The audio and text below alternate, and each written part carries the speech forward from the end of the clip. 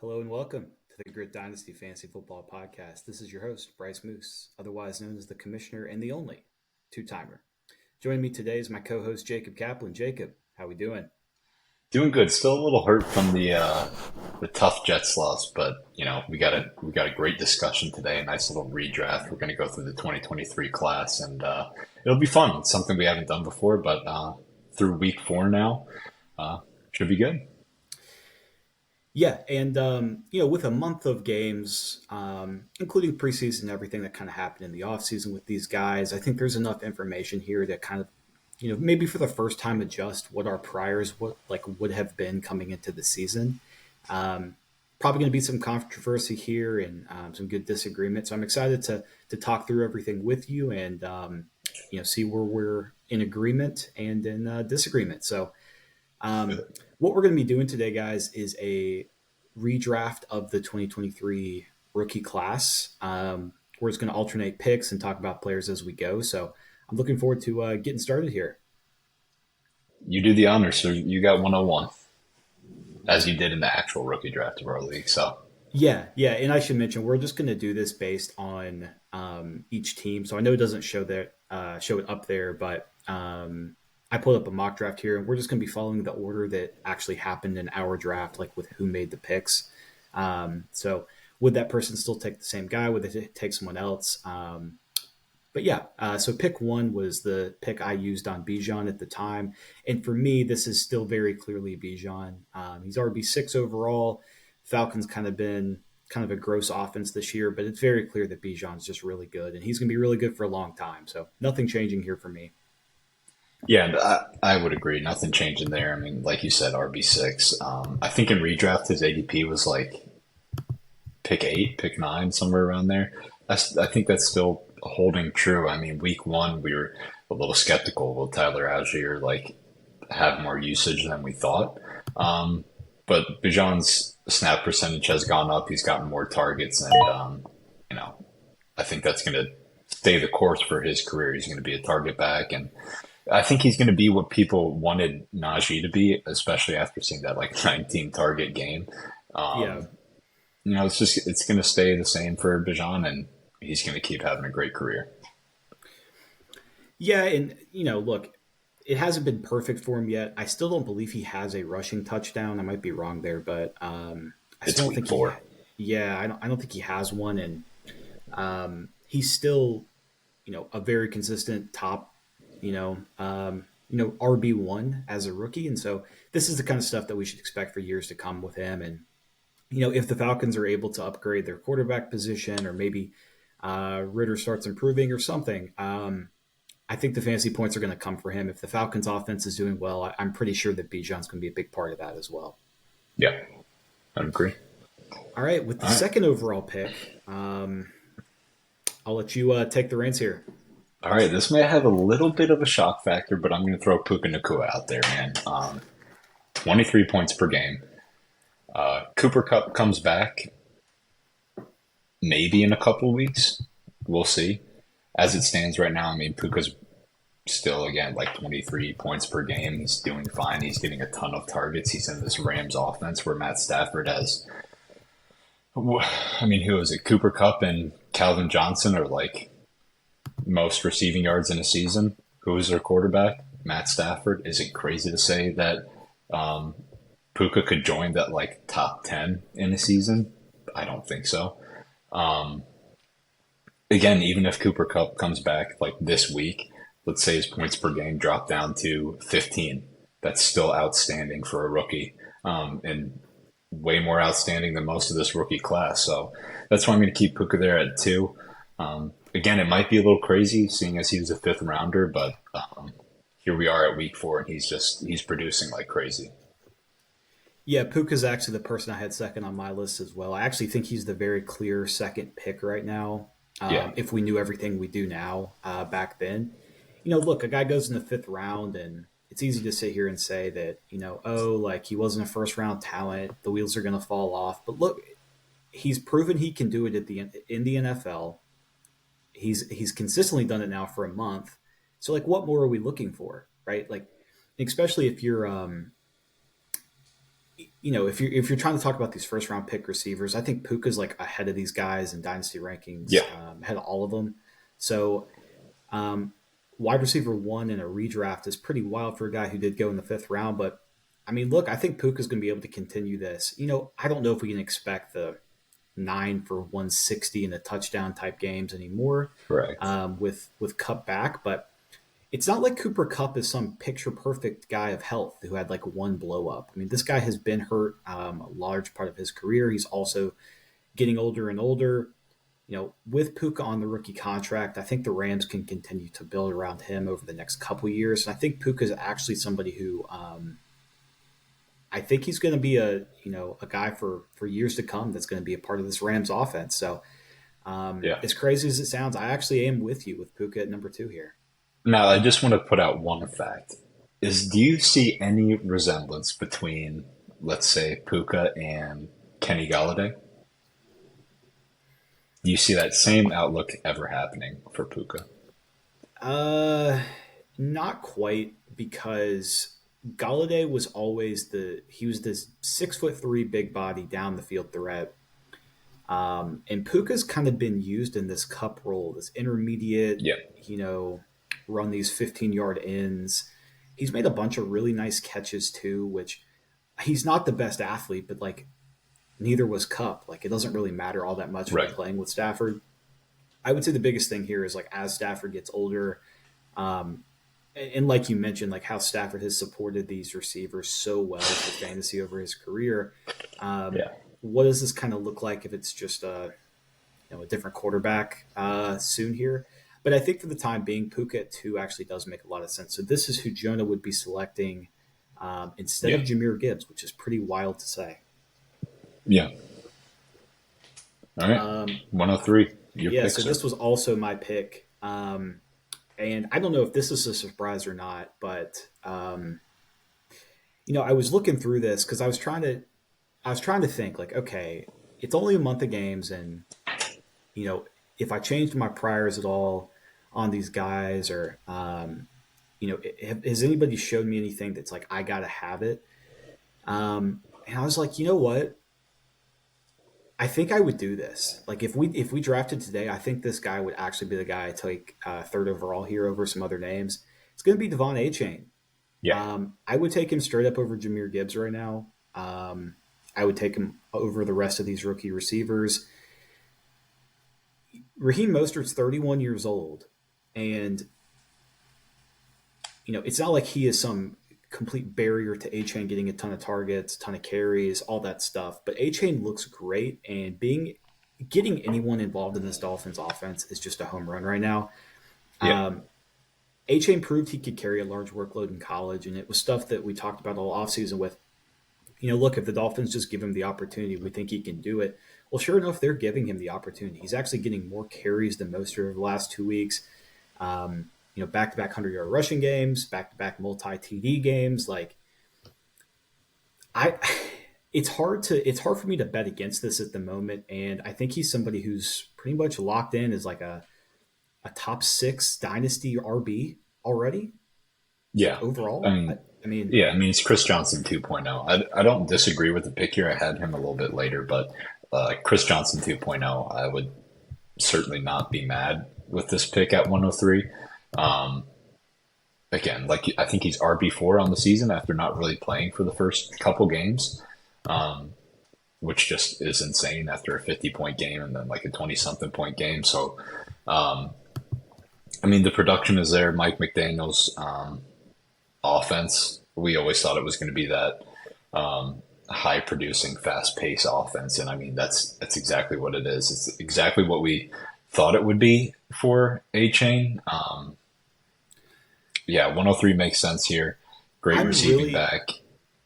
I'm really surprised the amount that they trust him and want to use him this early. And I think that is such a good sign because we always Yeah, want these young and productive running backs like early in their careers. They're kind of babying Jameer Gibbs right now, and if it comes down to like trying to earn fantasy points or guys going up in value, I think A Chain by the end of the season could be somebody who's like unattainable in dynasty. Um, and I've sent Matt some offers for him, and he's shooting everything down. I've tried, at least on paper, I'm overpaying for him, but yeah. just getting shot down. no questions asked. Yeah, I So mean, he was a guy I tried to get in the off season, and then right before or right in the middle of the discussions, he got that injury. So I thought I was saved there. I should have bought low. yeah, Definitely a situation I would love to be a part of, considering my a couple running back situations right now. So A Chain definitely, I think, best available at 103. what I think is interesting too is we kind of saw this with James Cook last year. But these running backs who were taken in the first couple rounds, who we thought at the time were going to have some opportunity to play for their team, if it doesn't go great in the first start of the season, they're kind of behind pace. They're going to get their opportunity eventually. Like you don't take these running backs early just to have them sit on the bench and watch. So definitely something I'm keeping in mind going forward in future drafts. Of like, if you see a running back taken in the first 3 rounds, just assume the team is planning to use them at some point. You might have Yeah. to wait a little longer than you'd like, but they're going to get their chance.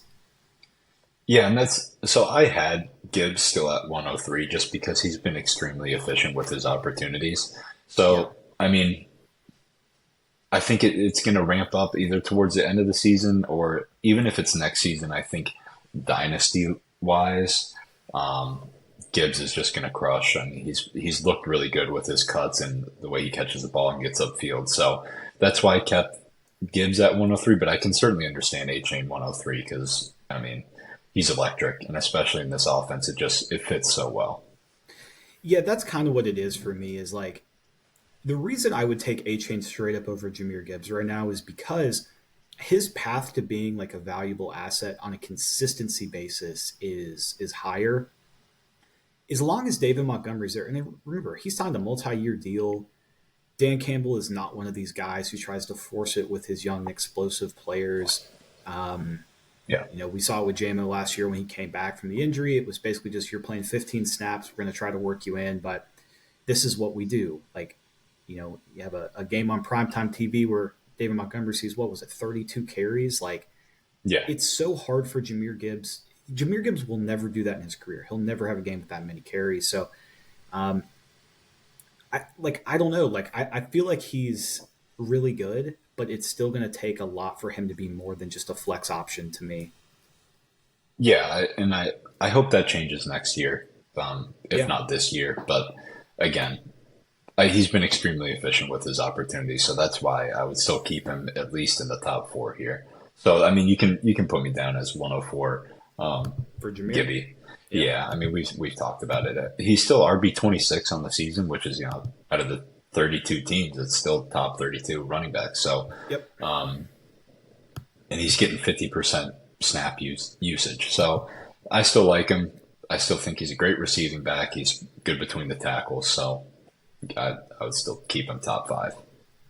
Yeah, and I think like we talk a lot about seeing that when running backs are selected in the first round in real life NFL drafts, it's like almost I wouldn't say certainty, but it's really really high likelihood they're a really good player for a long time in this league. Yeah, if you want to call it 85% of the time, like I'll take that chance any day.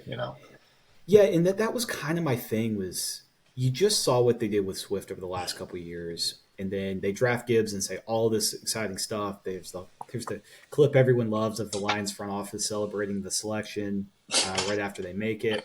And then they rug pull us. Well, yeah, just getting the rug pulled out from underneath us, and um, it It's funny, man. nothing about that entire situation makes any sense to me. You let Swift Yeah. go, you draft Jameer Gibbs, Yeah. and then It's never made sense. Swift is still clearly good at football, and it's like they just don't even care. It's like they just wanted a new face in the building. Maybe there was something internal with him that they just didn't want to deal with anymore. But Yeah, they loved um, his IQ and all that, but still, at the end of the day, it's the guy who's going to be on the field making plays for you. So I don't know. But again, it didn't make sense at the time. We all thought that Jameer Gibbs, sure, is a top 15 pick, but to the Lions, it just, it's kind of like, meh. yeah, and I think like where it stands right now, like Jameer Gibbs is clearly a an every week starter in fantasy. It's just I think he's a flex guy right now rather than like an RB1 or RB2. And I'm a little worried about that going forward because if he's always just going to be a flex option, like what do we really have here? Khalil Yeah. Herbert's a flex option, right? So, uh, I don't know. I don't know. Look, it's a month into the season, and maybe some things change. But with David Montgomery missing time and then, not really trying to, force the ball to him. I know he had like a decent game, but still some stuff that kind of concerns me with what the Lions are doing. But Yeah. I'm with you. I'd still take him here at 4. That was who I had 4 on my list as well. Fifth. So this would be okay. So I should back up. So your pick actually was 4, right? If we go Yeah, back which and would have look at the been draft, fantastic. that I would would have be been fine with perfect for his. you. Yeah, Yeah, it would have been yeah. perfect. So the next person I had at pick 5 was kind of like a need, and then also I think it was like a perfect kind of combination here. So at the time, Austin had not made the trade for Josh Allen, which is why pick 5 here is actually going to be Anthony Richardson. I know this seems drastically high, probably for a QB and a 1 QB, but Yeah. given the fantasy upside of Anthony Richardson, given that he doesn't even turn 22 until next June, just Yeah. insane. Uh, I think like if there's anybody who's improved his stock and show you how much QB fantasy points matter, it would be Anthony Richardson. Um, usually in a 1 QB, like we would never take these guys this high, but if we're talking about the top 5 fantasy score at the position, I don't see how you could pass it up. Now, Austin did trade for Josh Allen as this went on, but at the time when he had Kyler Murray and he was trying Hmm. to figure out what to do at QB, That Anthony Aaron Richardson really, Rodgers. yeah, Rodgers. Like I think Anthony Richardson would have made a lot of sense to him. And then seeing what's happened this year, I think he would be the clear pick here at 5 for Austin. Yeah, I don't disagree at all. I mean, I had Anthony Richardson around like 108, but at the same time, I kind of talked myself out of it. I mean, look, man, he was down 23 points on Sunday and came back and battled back and just to this OT loss. But I don't know if you saw that final 3rd and 10 or whatever that they had before they punted the ball away to the Rams. But he Yeah, had yeah, this yeah. I amazing did. back shoulder throw to I think it was Granderson or something, and Yeah, Kyle Granson. he's Yep. had he had several back shoulder passes that were just look so easy and Did you see effortless, the and it was Michael a quick Pittman one that Pittman just lost in the air for a touchdown? yes, where it was either he rolled out or Aaron Donald was like in his face, right? Like it looks so He effortless, is and it's a doing flick of the stuff wrist, and it's like that you on the would not dot. expect from like top guys like Josh Allen doing some of this stuff would be the talk of Twitter, and Anthony Richardson's doing it in his 4th ever start, his 19th start since high school. Yeah, Like I mean, actually, it's I not love even. I everything think it's his about Anthony 16th start since Richardson, high man. school. I love everything about him. I don't think he had crazy usage in college, like rushing wise, which is kind of like why you probably think that Cam Newton got so injured so early on. Like Cam Newton's been getting hit by linebackers for like 8 years at that point, and then the Denver game was just showed you everything you needed to see from why Cam Newton got hurt. You don't really see like crazy injuries with rushing quarterbacks. Like you'll see a Jalen Hurts injury or a Lamar injury, but look, Lamar's still back. Like, Mm-hmm. and they can Yep. throw the ball. And from what I've seen, Anthony Richardson can throw the dang ball. I mean, he looks good. He is And so so, much further ahead than everyone expected as a passer, and I think that's why I'm so excited. Because look, yeah, like we knew he can run, we knew like from the 5 yard line, QB power. Like sure, everyone figured he could do that, but as a passer, throwing on the run, like avoiding pressure, stepping up in the pocket and driving the ball like 30 yards downfield, like I accurately. love everything about it, Yeah, man.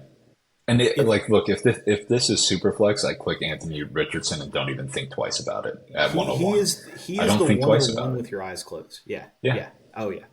The And other thing I'll mention too is like we got the stuff that Jonathan Taylor was cleared today to come back. Obviously, I'm not sure he still wants to play for the Colts. There's been some, which I hate, man. I mean, it would pair so well together, and it sucks that he's got to deal with that front office, and yeah. So that's gonna burn some bridges. That sucks. that's what I was going to mention too, and part of the reason I'm so high on Anthony Richardson, it's like very clear what the Colts need to do to improve as a team.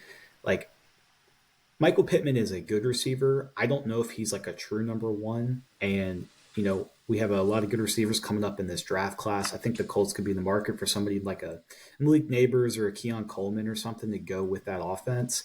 And then if Jonathan Taylor does decide he still wants to play for the Colts, I think this offense is going to get better. And it's just going to help Anthony Richardson and then move the ball. So Yeah. again, he just finished his first NFL game. Like he had not finished the other two he played in. So 37 fantasy points. He was QB, I think QB1 for the week, QB2 for the week. Josh Allen was one, so he was QB2.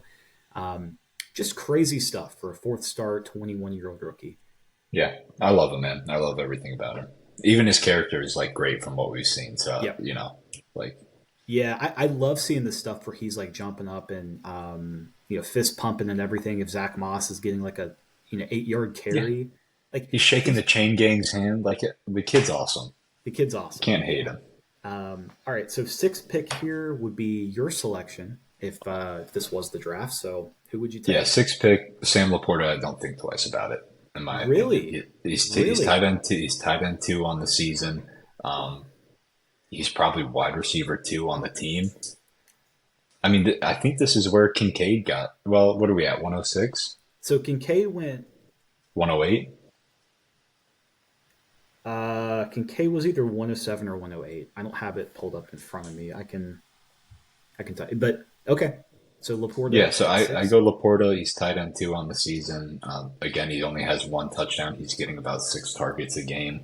He's probably he's number two target on the team on a high powered offense. So, I mean, if they extend Jared Goff, which I think they should do, given this young team and like kind of a veteran quarterback who's proven to do well in the system, um, I don't know, man. I mean, given the scarcity of tight ends in this league, I would take Laporta and not really think about it. You win the matchup by about 7 points every week at tight end if you have him on your team. I totally get it, but in I should say Laporta was tight end one on my list as well. I have him a few picks later, but Yeah, with the state of how bad the NFL tight end position has been for fantasy, it's hard for me to justify that. I think this early because you're still that's fine. taking him over the rest of those first round pick wide receivers. Which, hey, I get it. Like I have Laporta at I had him 109. So I mean he went. So I should back up and say he went 208 in our draft. Yeah, So he's up an entire round in value already. Um, 100%. and I think he could definitely. Even if it's 108, I would I'd take him there. I think he's first rounder, no question, in the rookie draft. Like you look at points per game, and yes, I get it. It's week four, but again, it's points per game with a tight end. You look at his points per game versus JSN, Addison, um, QJ, Zay. Like it's up there, and just given the scarcity of the position, I would love Sam Laporta at that pick. I think it's interesting, and he's kind of a weird player. Like to me, it kind of screams sell high right now because I don't know if he can continue doing this. Um, Obviously, the Lions getting Jameson Williams back this week. Like I don't know how important Laporta is to what they're actually trying to do. Um, but at the same time, you have a rookie tight end who is already a top five scorer at the position. So I can't argue against it. The Yeah, one thing I'll mention too is like we basically have one good game this year from TJ Hawkinson and three bad games. Dallas Goddard has not had a single good game yet. Schultz just Kelsey's had his been first good game. Schultz had his Kelsey's first good had game. one. Mark Andrews just had his first good game. Kelsey's been solid, but the only guy who's really been consistent this year is Evan Ingram, which is funny. But locking down tight end and not having to have that headache every single week is definitely a Yeah, benefit because like I know my team isn't great and everything, but like trying to decide between four guys who are all projected from like I'm seventh in to tenth, shambles. yeah, I'm in shambles. I got we Firemuth, Dolchich Parham, on IR, yep. Dolchich on IR, and I had to scoop up Johnu Smith, man, off waivers. So I mean, like that's what I'm saying. That of course, barring injury, whatever, I think Laporta is a great asset to own. You don't really think twice about it. Look, we've it's rare that you see rookie tight ends break out, right? And he's breaking out, and so that's why I'd put him at what do we have 106. Yep. That's why I take him there. He passes the eye test too. He just looks like Yeah, a guy who's just like pretty good. I His mean, if he's one of special these next Iowa great Yeah, tight ends, you know, take him nothing twice about it. I have no problem with that. There, I think all the next couple guys are all toss ups. It's all kind of personal opinion, really. I But agree. um, That's why I had him there. Because the rest of the round is like it's really all preference, you know. yeah, okay. So this would be 107. All right, I'm just figuring out my list here. Okay. With the seventh pick, I would have Alex selecting JSN. And I know out of all of these rookie guys, JSN's had Yeah, basically it's been a struggle for all of these guys except for two plays to Jordan Addison and the one first game for Zay Flowers. Zay's had some nice plays, but I think all these guys have a lot of question marks still. I don't think any of these guys you feel great about right now. Um, I still think with JSN, he's still my top overall valued of these receivers. Look, he was never a year one player, especially early in the year play at the he time of wasn't a week selection. four play, No, and really, to say, you know. yeah, and then mostly for these, what you're looking for with a first round pick wide receiver is just towards the end of the season, does it feel like they're getting more and more involved in a real part of the offense, right? These guys are learning the NFL. JSN missed the entire last year too at Ohio State. So it's been a long time since he's played some meaningful football. And I think Yeah, that kind of adjustment is maybe tougher than we give it credit for. So I still think I would take him at 7 here. Remember, like last year, like Traylon Burks, George Pickens. I'm sure I'm blanking on some other people. Dotson too had like these yeah, big games in the last couple weeks of the season that kind of show you, okay, like these guys are a good player. Heading into year two, we have something to be excited about. The team's excited, and that's kind of what I'm looking for from all of these guys. Um, Jason yeah. sees I have a 7 targets, general. but yeah, Yeah, I have a general rule of thumb with rookie wide receivers for the most part, and I don't really evaluate their rankings for fantasy production wise until after their bye week. And JSN's got one coming up. Either it's this week or it's this next week. week. So, Yeah, it's this week. I mean, I'm not going to look too much into it. He's still getting 6 targets a game, which is great. And like you said, they rarely play um, wide receiver, 3 wide receiver sets, you know, Yeah, and one of that's the what he's lowest being rates in used the in. NFL. Yeah. And so I'm not gonna hack him too much on that. I had him at this spot, then I moved him down one. Um, but yeah, I mean, I would agree. Again, it's dynasty, so we're looking to see like long term production. I think Jason's a great player, so I would leave him there. Yeah, and I know the situation for him to play a lot right now isn't great, but again, like the reason that this pick would move around is so like say for instance the team selecting here really needed production year one, I think you would take Addison. But if you're betting on the long term better player, I think Jason is still the guy. I haven't seen anything to tell me he won't be a good player. It's just the Seahawks want to throw him a little ton of bubble screens. But again, in the Yeah, game they won by 3 touchdowns. He still sees 7 targets. Like I'm not going to it's good. panic over that. Yeah, I'm not No, going to panic over that. no. So I mean, the next pick is the guy that I had over JSN that I had JSN ahead of, and then I moved him down one. And this, again, like we just said, it's kind of a toss up, right? Yeah, Um, I kind of disagree with you that my pick is Zay Flowers. I kind of disagree with you that like there's some concerns with Zay. I don't really think there's any concerns. I just don't think the Ravens have any downfield threats to really open up this offense that can kind of show what Zay is capable of, you know, like spread the defense out. I think he's a guy who's really great after the catch. And he's just kind of getting like little dinky catches and getting tackled. So, I mean, that's why I have him at this next pick.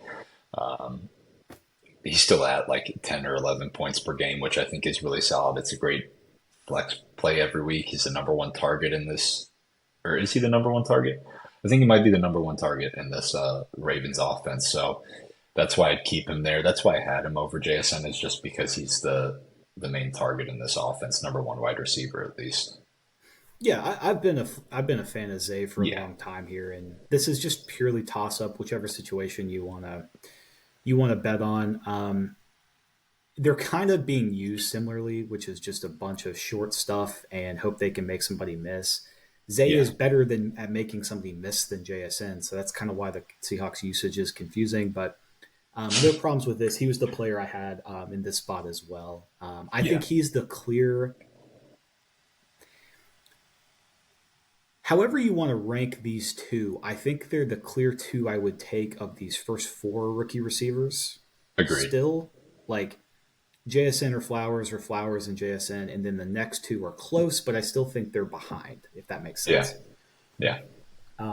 I don't have too much to say about Zay other than he's been good so far. The Yeah. Ravens have actually played a lot of weird games. They Very haven't weird, had. dude. This offense just doesn't look like what we thought it would be. They played a rainy game against Gardner Minshew and lost in overtime, and you know Zay Yeah. saw like 11 targets in that game, and seven of them came in like the fourth quarter and overtime. It just feels like they're still trying to figure themselves out. That's not a shot at Zay or anything, but it's like No. I think as the Ravens get more comfortable with their personnel, I think this is a team that's going to be getting better as the season goes along. Like I like the Ravens this year. I think they're going to continue to play well.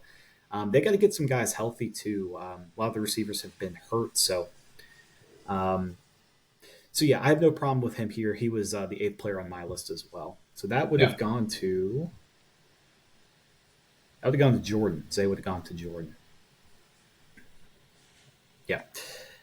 All right. So my 109. This is where I had Laporta here, but 109 now. This would be Jonah's pick. I have Addison going here.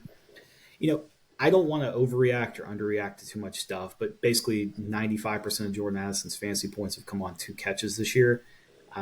We just saw him have the game that I was worried about, which is exactly what we saw at Southern Cal, which is just he sees one target, has zero catches. The Vikings didn't need him to win the game. Yeah. I don't know.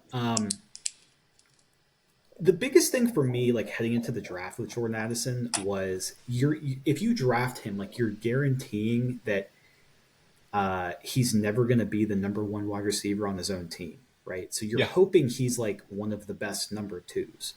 Like Devontae Smith, for instance, fits that mold really well, where he's a great number two receiver and still has a ton of standalone value in fantasy.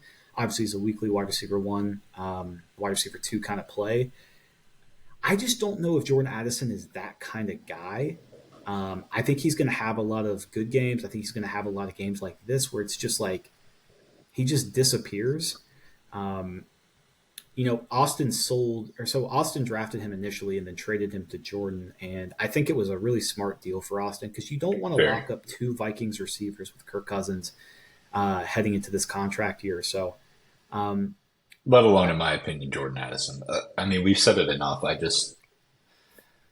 think we've seen his ceiling, and it's nothing that like really wows me. I think you have the same mindset as me when we look at these players. Like we go for we go for seeking gold, and if it ends up bronze, then fine. But like I want the gold, and I kind of just feel yeah, like Jordan Addison is silver.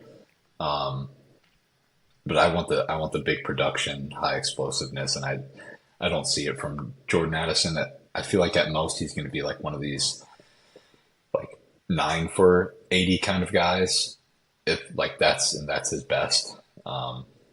Just short, dinky routes, high number of targets. That's his maximum, and that's not what I want. But again, I don't disagree with this pick. I had him 2 spots later did um, you? on my board, but yeah, Yeah, I think that so being a part of this Vikings offense is really good for somebody to get a ton of one-on-one coverage, right? So even if I don't think Jordan Addison is maybe the talent of some of these other guys, like I think the other three guys that were taken in the first round were actually better talents than him, but his skill set is really good, which is the short intermediate quickness, yeah, route running, all that stuff. We saw him have that Blitnikoff season at Pittsburgh, but going to USC and just disappearing like 6 games of his time there was really concerning to me in the evaluation process. And this is just what you're seeing. So again, playing with the Vikings is going to result in some stuff just because like they're in so many shootouts right now. yeah, Um, I think the biggest thing for me is like long term. I don't really know what it looks like for Jordan Addison. yeah. That's I'm struggling to see how he is like a I think he's a 10-year Bob Woods type of player. I think that's fair. Like, I don't think he's ever going to be Always bad. I good. like I Yeah. like I can walk this back a little bit. Like, I don't think Jordan Addison's a bad player whatsoever. Yeah. It's just like I don't know if I see it special, and I think a lot of these other guys have a bunch of traits that you look for. And like you said, like I'm trying to draft guys who could be superstars, not just be okay. Yes. So um, again, I still think he's fine. Like 109, 109 sounds a lot better to like 105, I think, which is where he went in our draft. Yeah. Um, It was so yeah, QJ, Addison, and then Zay. 104, 105, 106. So next spot, I have CJ Stroud. Um, and it does seem a little early for like a QB, one QB league, but compared to the rest of these guys, I just think CJ Stroud he's showing so far that we don't really have any concerns about his passing game and like can he make it happen with worse off wide receivers? He still hasn't thrown an interception. He's looked great in the pocket. He's running as well, which is what Ohio State fans have wanted him to do for 2 years, and he didn't do it until the Georgia game. But he's running around on the field and avoiding pressure. And he looks good, man. I think the team really wants him to succeed, and he's succeeding. And this Texans offense seems to be pretty high powered passing wise. man, this does feel early, doesn't it? It does. Yeah. I would struggle to take him in the first round, even with the stats that he's putting up, just because he doesn't offer you that rushing upside that Richardson does. Like Stroud, even if he's throwing for Yeah, 300 yards, is not like a that's top fair. five finisher consistently. Yeah. And I think for a one QB league, it's just like, okay, can he start for me? Great. But so like I had him moving up. I have him at the top of the second round. So I'm not too far behind you, but taking him I over think some of these Anthony other Richardson guys. went like 112, and then Yeah. Bryce Young and CJ Stroud went like 208, maybe somewhere Yeah, around there. I have it. It's Stroud went 209, or he Yeah. was like right next to Laporta, I think, in ours. He was 210. He was 210. Yeah. So that would be moving up a full round based on the first month. I think the biggest thing with me for Stroud is like he's elevating these receivers. Like coming into the year, like everyone thought Nico Collins was like, sure, he's got some talent, but what is he Yeah. really? You know, they had Noah Brown, Tank Dell, who's a third round pick rookie. Like we're going to talk about Tank Dell here shortly, I'm sure. Yeah, we Um, are. but look, like Stroud looks great. He looks comfortable, and again, I know I've mentioned it a few times, but if you guys watch that QB school guy, JP, whatever his name is, watch his Stroud breakdown against the Steelers. This dude is, I mean, he's incredible. He's Yeah. doing stuff that you would never see another rookie kind of even try to do. His anticipation is absurd, and man, it's making Nico look like a top 12 wide receiver right now. I just think like for Stroud, he's going to be a one of these guys in our top 10 quarterback conversation probably over the next decade or so, and um, he's already proven he can do it. The Texans are kind of in the same spot as the Panthers when it comes to look. They don't have their pick. They have a quarterback on his rookie deal. I think the Texans are the more attractive place to play for right now. If you're a free agent, and if they can figure out the running game, get the O line healthy, I think Stroud's going to be leading this team to the playoffs. Yeah, I mean, I don't think that's a hot take at all. I mean, it is, but like, I 100% agree with you. Like, they look good, man. This They look offense looked good. good, and the defense has always been solid. I think they've just been struggling on offense for a while. That like this defense has been underrated, but Stroud looks great, and that's why I have him up so high. I do know it's early. I know it's a reach for a quarterback in a one QB league, but I'm still going to take the best available and take that talent. I think if you're drafting him to potentially start for you, it's fine, right? You Yeah, just don't want to be drafting a guy like like we saw Jordan take Anthony Richardson with Patrick Mahomes on his team. Like literally, what's the point? Like you're yeah, never playing him. So um, if you're a team that has like Trevor Lawrence and you could add CJ Stroud, I think that makes sense. Just guys that yeah, are just kind of whatevers. But yeah, I have no problem with that. I have no problem with that. Stroud was 204 on my list, so I have him about 6 picks later just because I don't know what the upside really is there. But No problems with it. Fair. Um, Next guy on my list was Quentin Johnston. I don't want to throw away my priors too much with him. I know it's been a slow Yeah. start to the season, but Mike Williams is hurt. I think the Chargers have their bye week this week, and this is a great time to get him kind of ramped up. Perfect opportunity. Playing some snaps. Look, Josh Palmer is exactly who we thought Josh Palmer was, right? Like he's not anything special. He's just a warm body running routes. He knows the offense, and he's ahead of QJ right now, and that's okay. Like Yeah. we don't need to be panicked over that.